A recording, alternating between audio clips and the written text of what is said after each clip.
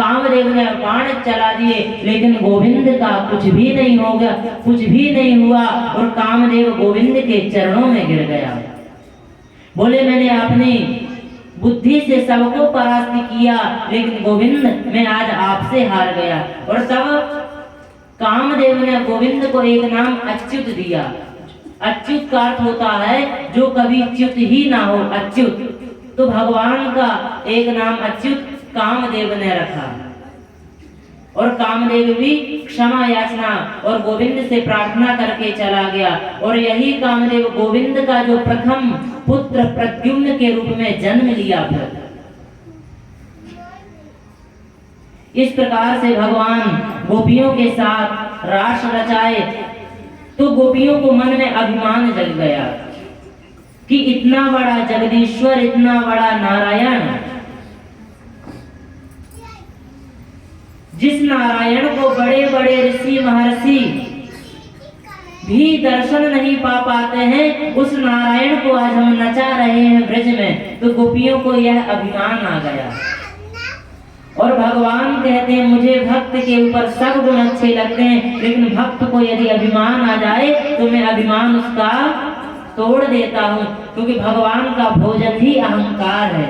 भक्त का भगवान कभी अहंकार देखना ही नहीं चाहते। भक्त को जैसे अहंकार हुआ, भगवान तुरंत उसका तोड़ देते हैं। नारद जी को अहंकार हो गया, भगवान ने तुरंत तोड़ दिया। इस प्रकार से गोपियों को एक जो गोपी थी उसको मान हुआ और बाकी सबको अभिमान हुआ। क्योंकि पूरी भागवत में सुखदेव जी ने कहीं भी राधा जी का नाम नहीं लिया, कहीं गोपी कह करके संबोधन कर किया। क्योंकि जो सुखदेव जी थे राधा रानी जी के परम भक्त थे। और सुखदेव जी यदि एक बार भी अपनी जिह्वा से भी नाम ले लेते थे, इनकी 6 महीने की समाधि लग जाती थी। और जब परीक्षित को श्री सुखदेव जी कथा सुना रहे थे तो परीक्षित के पास केवल कितने दिन थे? 7 दिन।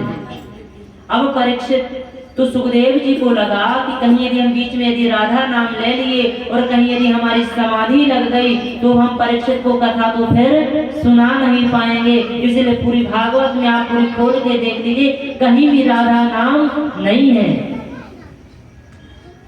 क्योंकि सुखदेव जी राधा रानी जी कितने परम भक्त थे।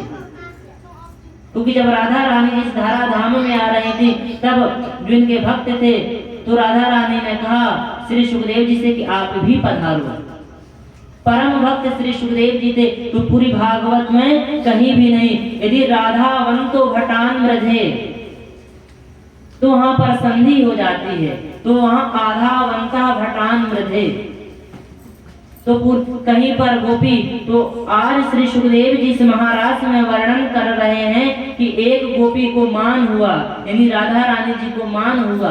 देखो मान होना अच्छी बात है, लेकिन अभिमान होना गलत बात है।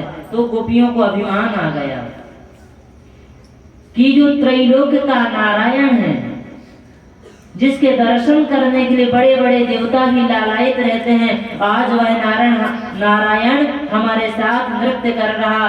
और जो गोपियों के मन में ऐसा भाव आया तो गोविंद राधा रानी को लेकर के अदृश्य हो गए।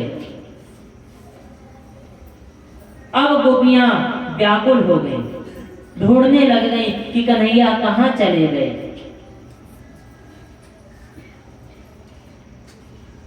जैसे कोई जो सर्प रहता है, जैसे सर्प के पास मणि रहती है और यदि मणि सर्प की कोई छीन ले तो सर्प जिस प्रकार से व्याकुल हो जाता है, तो गोपियां भी कृष्ण के विरह में एकदम व्याकुल हो गई।